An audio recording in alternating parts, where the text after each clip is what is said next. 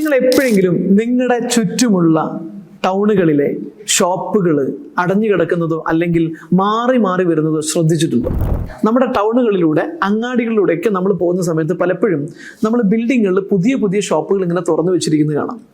എന്നാൽ നിങ്ങൾ ഒരു കാര്യം ശ്രദ്ധിച്ചാൽ മനസ്സിലാകും, അതിൽ പല ഷോപ്പുകൾക്കും 1 വർഷത്തിൽ താഴെ മാത്രമേ ആയുസ് ഉണ്ടാവുള്ളൂ. അപ്പൊ ഇതിന് മുൻപ് അവിടെ ഷോപ്പ് ഉണ്ടായിരുന്നല്ലോ, ഇതുപോലെ തന്നെ ഷോപ്പുകൾ ഉണ്ടായിരുന്നല്ലോ, 2, 3, 4 വർഷം മുമ്പ് ബിൽഡിങ്ങിൽ ഷോപ്പുകൾ ഉണ്ടായിരുന്നല്ലോ, അവരൊക്കെ എവിടെ പോയി? അതാണ് നമ്മൾ അറിയാത്ത സ്മോൾ സ്കെയിൽ ഫെയിലിയേഴ്സ് കഥകൾ ഞാൻ പറയുന്നത്. നമ്മുടെ നാട്ടിൽ തുടങ്ങുന്ന ഒരുപാട് ഷോപ്പുകളുണ്ട്, ഒരുപാട് ബിസിനസ്സുകളുണ്ട്. അതിൽ തുടങ്ങുന്ന പലതും, പ്രത്യേകിച്ചും ചെറുകിട ഇടത്തരം സംരംഭങ്ങളിൽ പലതും തുടങ്ങി 90 ദിവസം അല്ലെങ്കിൽ 1 വർഷമൊക്കെ ആകുമ്പോഴേക്കും പൂട്ടിപ്പോകുന്നു എന്നുള്ളതാണ് യാഥാർത്ഥ്യം. ബിൽഡിംഗ് അവിടെ ഉണ്ടാവും, അതിനകത്ത് ഷോപ്പുകൾ പലതും ഇങ്ങനെ ഓപ്പൺ ചെയ്ത് വരുന്നുണ്ടാവും, നമ്മളത് പലപ്പോഴും ശ്രദ്ധിക്കുന്നുണ്ടാവില്ല.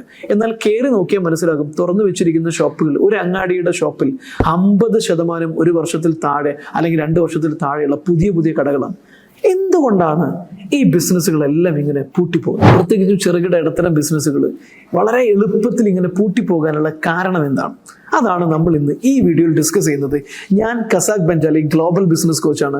ബിസിനസ്സുകളെ ഗ്രോ ചെയ്യാനും ബിസിനസ്സിൻ്റെ പ്രോഫിറ്റബിലിറ്റി കൂട്ടാനും ബിസിനസ്സുകളെ സഹായിക്കുന്ന ഒരു സ്ട്രാറ്റജിക് കൺസൾട്ടന്റ് കൂടിയാണ്. സോ നമ്മൾ എന്തുകൊണ്ട് ലോക്കൽ ബിസിനസ്സുകൾ, എന്തുകൊണ്ട് സ്മോൾ ബിസിനസ്സുകൾ, ചെറുകിട ഇടത്തരം സംരംഭങ്ങൾ വളരെ കുറഞ്ഞ കാലയളവിൽ വലിയ അളവിൽ പൂട്ടിപ്പോകുന്നു എന്നതിൻ്റെ കാരണമാണ് ഇവിടെ അന്വേഷിക്കുന്നത്. നമ്പർ 1, ഒന്നാമത്തെ കാര്യമാണ് നോ പ്രോപ്പർ മാർക്കറ്റ് റിസർച്ച്. അതായത് പല ആളുകളും തുടങ്ങുന്നത് പാഷൻ ബേസിലാണ്.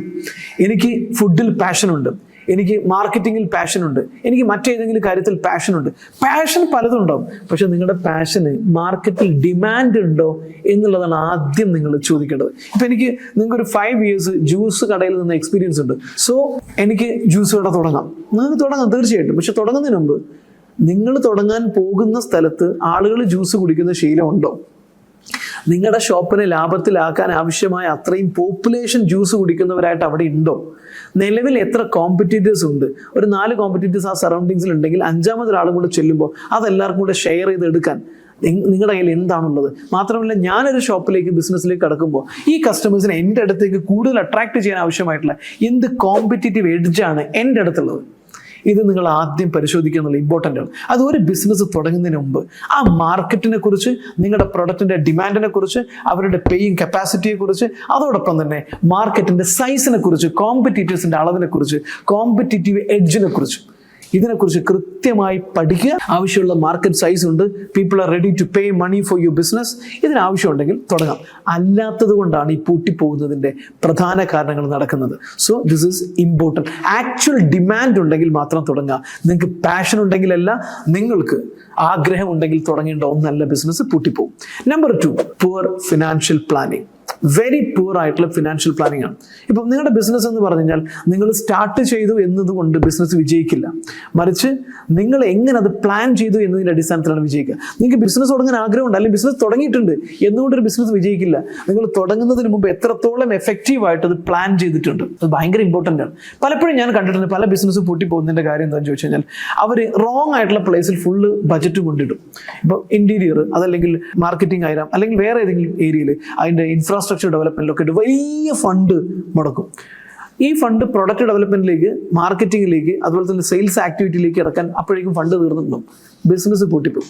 ബിസിനസിന്റെ പ്രയോറിറ്റി ഏരിയ ഏതാണെന്ന് കണ്ടെത്തി അവിടേക്ക് കൃത്യമായിട്ടും ഫിനാൻഷ്യൽ പ്ലാനിങ് നടത്തണം. റോങ് ആയിട്ടുള്ള ഫിനാൻഷ്യൽ അലോക്കേഷൻ നമ്മുടെ ബിസിനസ് പൂട്ടാൻ കാരണമാണ്. അതോടൊപ്പം തന്നെ നമ്മുടെ ബിസിനസ് തുടങ്ങണമെങ്കിൽ 6 മാസമെങ്കിലും ഒരു ഇൻകം ഇല്ലെങ്കിൽ പോലും നിങ്ങളുടെ ബിസിനസിന്റെ ഓപ്പറേറ്റിംഗ് എക്സ്പെൻസുകളും, റുട്ടീൻ എക്സ്പെൻസുകളും, റെന്റ് അടക്കമുള്ള ഫിക്സഡ് എക്സ്പെൻസുകളും, വേരിയബിൾ എക്സ്പെൻസുകളും മീറ്റ് ചെയ്യാൻ ആവശ്യമായ ക്യാഷ് ഫ്ലോ നിങ്ങളുടെ കയ്യിൽ ഉണ്ടായിരിക്കണം. എനിക്കറിയാവുന്ന കുറേ സുഹൃത്തുക്കളുണ്ട് ബിസിനസ് പൂട്ടിപ്പോയിട്ടുണ്ട്. കാരണം എന്താ? ബിസിനസ് തുടങ്ങാനുള്ള പണം മാത്രമേ ഉണ്ടായിരുന്നുള്ളൂ, ആ ബിസിനസിന്റെ 6 മാസം സർവൈവ് ചെയ്യാനുള്ള പണം ഉണ്ടായിരുന്നില്ല. സോ ആ ബിസിനസ് പൂട്ടിപ്പോയി. പൂട്ടാതിരിക്കണമെങ്കിൽ you should have a proper financial planning. Number 3, choosing the wrong location. This is important. പല ആളുകളും ബിസിനസ്സിന് പ്ലേസ് ആയി തിരഞ്ഞെടുക്കുന്നത് ലോ റെന്റ് ആണ്. ലോ റെന്റ് ഫോക്കസ് പലപ്പോഴും ഒരു ഗുഡ് ബിസിനസ് ഐഡിയ ആയിരിക്കില്ല. നിങ്ങളുടെ ബിസിനസ്സിന് ഏറ്റവും ആപ്റ്റ് ആയിട്ടുള്ള ഒരു സ്ഥലമായിരിക്കണം, ഏറ്റവും ബെസ്റ്റ് ആയിട്ടുള്ള സ്ഥലമായിരിക്കണം, എവിടെയാണ് ആ കസ്റ്റമേഴ്സ് ഉള്ളത് അവിടെയാണ് തുടങ്ങേണ്ടത്. നിങ്ങളുടെ പ്രൊഡക്റ്റ് ആവശ്യമുള്ള, നിങ്ങളുടെ പ്രൊഡക്റ്റിന് വേണ്ടി പണം മുടക്കാൻ തയ്യാറാകുന്ന ആളുകളുള്ള സ്ഥലത്താണ് തുടങ്ങേണ്ടത്. Cheap rent is not the best idea always. ആണ് നിങ്ങളുടെ ബിസിനസ്, കസ്റ്റമർ ഇങ്ങോട്ട് വരേണ്ട ആവശ്യമില്ല. നിങ്ങൾക്ക് എവിടെയെങ്കിലും തുടങ്ങിയിട്ട് കസ്റ്റമറിലേക്ക് അങ്ങോട്ട് എത്തിക്കുകയാണ്, B2B ആണ്, മാനുഫാക്ചറിങ് ആണ്, there okay cheap rent. But അവിടെ നിങ്ങൾ കൺസിഡറിങ് ഫാക്ടർ ലോജിസ്റ്റിക് കോസ്റ്റ്, അതുപോലെ തന്നെ ബാക്കിയുള്ള infrastructure cost, availability of the best staff, ഇതൊക്കെ പരിഗണിക്കാൻ ഇമ്പോർട്ടൻ്റ് തന്നെയാണ്. അപ്പോൾ ടാർഗറ്റ് ഓഡിയൻസും കൺവീനിയൻസും ഓപ്പറേറ്റിംഗ് കോസ്റ്റിലൊക്കെ ബെനിഫിറ്റും കൂടെ കണ്ടിട്ട് വേണം നമ്മൾ ലൊക്കേഷൻ തിരഞ്ഞെടുക്കാൻ. ലീഗലായിട്ടുള്ള കാര്യങ്ങൾ ഇതെല്ലാം പരിഗണിക്കണം. റോങ് ലൊക്കേഷനിൽ തുടങ്ങിയാൽ ബിസിനസ് പൊട്ടിപ്പോകും. കസ്റ്റമർ ഇല്ലാത്തത്, ലീഗൽ പെർമിഷൻസ് ഇല്ലാത്തത്, അമ്യൂണിറ്റീസ് ഇല്ലാത്തത്, സ്റ്റാഫിന് ലഭ്യമല്ലാത്തത്, ഇതൊക്കെ റോങ് ലൊക്കേഷൻ തന്നെയാണ്. നാലാമത്തെ സംഗതി, ചെറുകിട ബിസിനസ്സുകൾ എന്തുകൊണ്ട് പൂട്ടിപ്പോകുന്നു എന്ന് ചോദിച്ചു കഴിഞ്ഞാൽ എല്ലാവരും ഒരേ സാധനം കൊടുക്കുന്നു. ഒരു എക്സ്പീരിയൻസ് ഡിഫറൻസും ഇല്ല, പ്രൊഡക്റ്റിൽ ഒരു ഡിഫറൻസും വരുന്നില്ല, ഒരേ പ്രൈസ് ഇടുന്നു, പൂട്ടിപ്പോകില്ലേ? നിങ്ങളൊരു ബിസിനസ്സിലേക്ക് ഇറങ്ങുകയാണെങ്കിൽ തീർച്ചയായിട്ടും എന്ത് ബിസിനസ് ആണെങ്കിൽ ശരി, നിലവിലുള്ള എക്സിസ്റ്റിംഗ് ബിസിനസ്സിലാണ് നിങ്ങൾ ചൂസ് ചെയ്യുന്നതെങ്കിൽ അവിടെ എന്തെങ്കിലും ഡിഫറൻസിയേഷൻ കൊണ്ടുവരണം. അത് സ്റ്റാൻഡ് ഔട്ട് ചെയ്യണം. മാർക്കറ്റിൽ 10 ഷോപ്പുകൾക്കിടയിൽ നിങ്ങളുടെ ഷോപ്പിനെ വ്യത്യസ്തമാക്കുന്ന എന്തെങ്കിലും ഡിഫറൻസ്, ഒന്നുകിൽ പ്രൊഡക്റ്റിലാകാം, സർവീസിലാകാം, അല്ലെങ്കിൽ അവിടെ കിട്ടുന്ന ഓവറോൾ എക്സ്പീരിയൻസിലാകാം. But you need to create some difference to stand out from the market or competition. അത് ഇമ്പോർട്ടൻ്റ് ആണ്, ഇല്ലെങ്കിൽ പൂട്ടിപ്പോകുന്ന ഉറപ്പാണ്. പിന്നെ 5ാമത്തെ ഒരു സാധനമാണ് ലാക്ക് ഓഫ് ബിസിനസ് നോളജ്. ഇപ്പോൾ വളരെ പ്രധാനപ്പെട്ട കുറേ കാര്യങ്ങൾ പറയാനുണ്ട്, ഒരുപാട് കേസുകൾ പറയാനുണ്ട്. ഇപ്പോൾ റീസെൻ്റ് ആയിട്ട് എൻ്റെ അടുത്ത് നല്ല ഒരു സോഫ്റ്റ്വെയർ ഡെവലപ്പർ വന്നു. പുള്ളി വന്നിട്ട് പറഞ്ഞു, ഞാൻ നല്ല കിഡ്ലനായിട്ടുള്ള സോഫ്റ്റ്വെയർ ഉണ്ടാക്കി വെച്ചിട്ടുണ്ടായിരുന്നു, അടിപൊളി സോഫ്റ്റ്വെയറാണ്, ഭയങ്കര സോഫിസ്റ്റിക്കേറ്റഡ് ആണ്, നല്ല വേൾഡ് ലീഡിങ് ഉള്ള സോഫ്റ്റ്വെയറിൻ്റെ കിടപിടിക്കുന്ന ഐറ്റമാണ്. പക്ഷെ എനിക്കിത് വിൽക്കാൻ പറ്റിയില്ല. ഞാൻ തുടങ്ങിയിട്ടുണ്ടായിരുന്നു, പക്ഷേ പൂട്ടിപ്പോയി, ഹ്യൂജ് ലോസ് വന്നു, ഒരുപാട് ലോണും ബാധ്യതയൊക്കെ ആയിട്ട് വന്നു, ഓഫീസും കാര്യങ്ങളൊക്കെ. സോ ഒരു ബിസിനസ് എന്ന് പറഞ്ഞാൽ ഒരു പ്രൊഡക്റ്റ് മാത്രമല്ല, അല്ലെങ്കിൽ ഒരു സർവീസ് മാത്രമല്ല. ഒരു ബിസിനസ് എന്ന് പറഞ്ഞാൽ ആ ബിസിനസ്സുമായി ബന്ധപ്പെട്ട കുറേ കാര്യങ്ങളുടെ നോളജും കൂടെ ചേരുന്നതാണ്.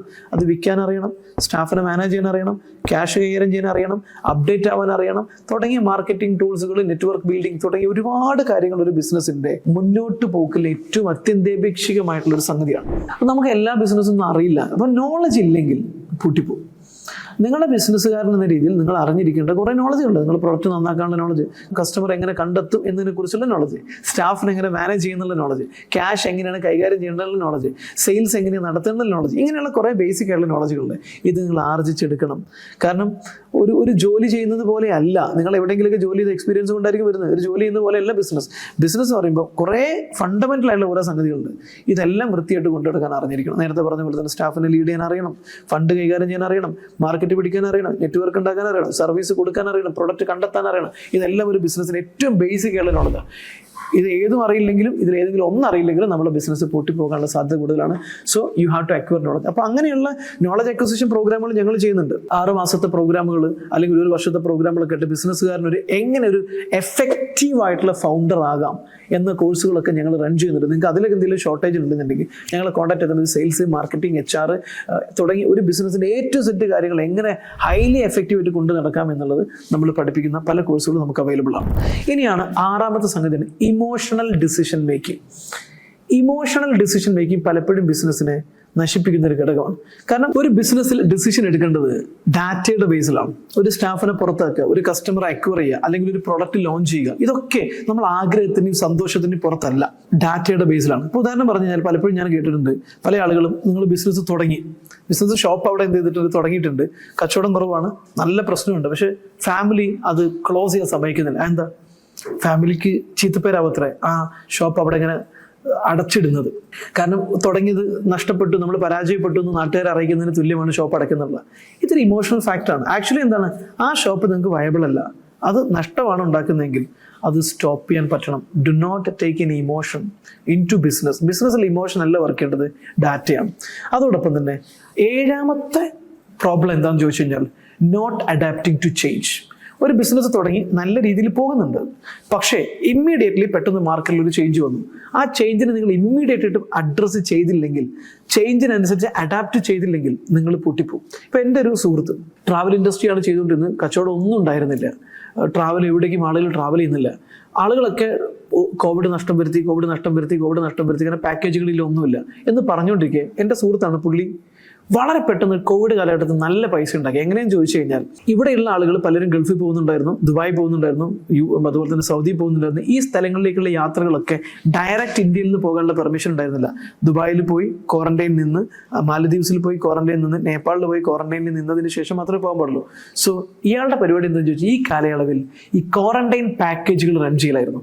ട്രാവൽ ബിസിനസ് ഒന്നും നടക്കുന്നില്ല. പക്ഷേ പുള്ളി മാക്സിമം എന്ത് ചെയ്തു, ക്വാറന്റൈൻ പാക്കേജുകൾ പ്ലാൻ ചെയ്തു. മറ്റു സ്ഥലങ്ങളിലെ, അർമേനിയയിലെ മറ്റു സ്ഥലങ്ങളിലെയൊക്കെ ഡാറ്റകൾ എടുത്ത് ഹോട്ടലുകളുമായിട്ടും ബ്രേക്ക്ഫാസ്റ്റുമായിട്ടും സിസ്റ്റമായിട്ടും ടൈപ്പ് ചെയ്തിട്ട് ഈ ആളുകൾ എന്ത് ചെയ്തു, ഇവിടുന്ന് അവരുടെ ജോലി സ്ഥലത്തേക്ക് തിരിച്ചെത്തിക്കാൻ ആവശ്യമായിട്ടുള്ള കൃത്യമായിട്ടുള്ള സ്ട്രാറ്റജിക് പ്ലാനുകളാണ് ഇവർ ചെയ്തത്.